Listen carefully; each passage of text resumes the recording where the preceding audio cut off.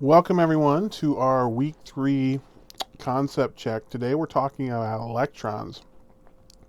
And so the goal here is to take this big space around the nucleus and subdivide it into these small areas where we know electrons are most likely found, called orbitals.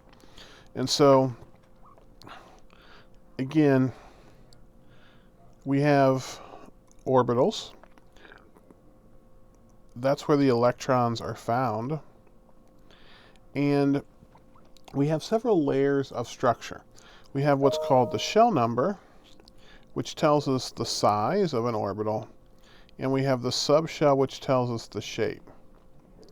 And so this table that we're going to fill out here on page 1, this comes from the online exercise electron structure number 2.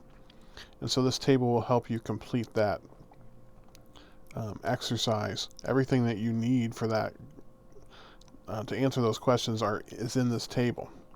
So let's get started here. And so in the first shell, which is the smallest shell, we only have one subshell type, and that's referred to as an S subshell. And so we call it the 1s because, again, there are S subshells in every shell. An S subshell only has one orbital, and keep in mind that each orbital can hold 2 electrons. And so an S subshell can hold 2 electrons because it has one orbital. And so if we think about this in terms of the whole first shell, then the first shell only has one orbital, and it only contains 2 electrons. One of the things I would encourage you to do is have the periodic table out, because the periodic table matches the electron structure that we're going to be talking about. The first row of the periodic table only has 2 elements, hydrogen and helium. Now, let's look at the second shell. We have the 1s again in the first shell. We have a 2s in the second shell. It's still an s though, so it still only has one orbital. It still only holds 2 electrons. But now we have a second type of subshell, which is known as a p subshell. So we're going to call this the 2p. A p subshell contains 3 orbitals and therefore can hold 6 electrons. So as we get farther from the nucleus, our shells get bigger, they can hold more electrons. And so the second shell has both an s and a p, so that's 4 orbitals, 1 in the s, 3 in the p, and that can hold up to 8 electrons. And so if you look on the periodic table, going across the second period from lithium to neon is 8 elements. When we get to the third shell, we still have an s. Now we call it the 3s. It still has one orbital. It can still hold 2 electrons. We also have a 3p subshell, which still has 3 orbitals and can hold 6 electrons. And now for the first time we get what's called a d subshell. So we have the 3d. And a d subshell has 5 orbitals and can hold 10 electrons. And so that third shell has 9 total orbitals. If you add up the electrons, you get 18. And so again, going across the periodic table, say from potassium to krypton,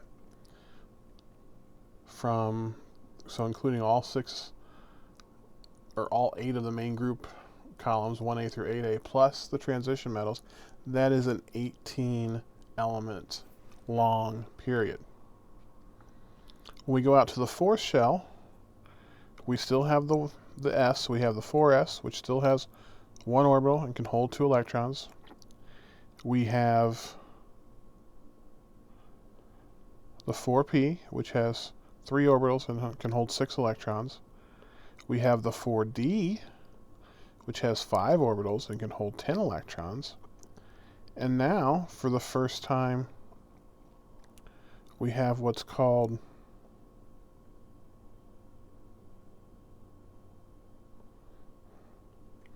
the F subshell. So we have the 4f subshell that has 7 orbitals and can hold 14 electrons. And so when you add up the orbitals, you now have 16 orbitals, which means that you have 32 electrons possible in that fourth shell.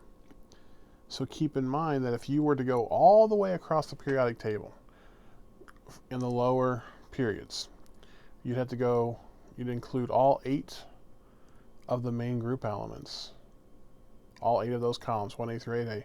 You'd have to go through the transition, which is 10 columns, and then it turns out that the inner transition is 14. And so that's a total of 32 elements to get across the whole periodic table. So again, electron structure is related and implicitly part of the periodic table. All right, so that's our table. And again, this is the beginning. We're going to now start to look at a little bit more information and try to understand these layers of structure more.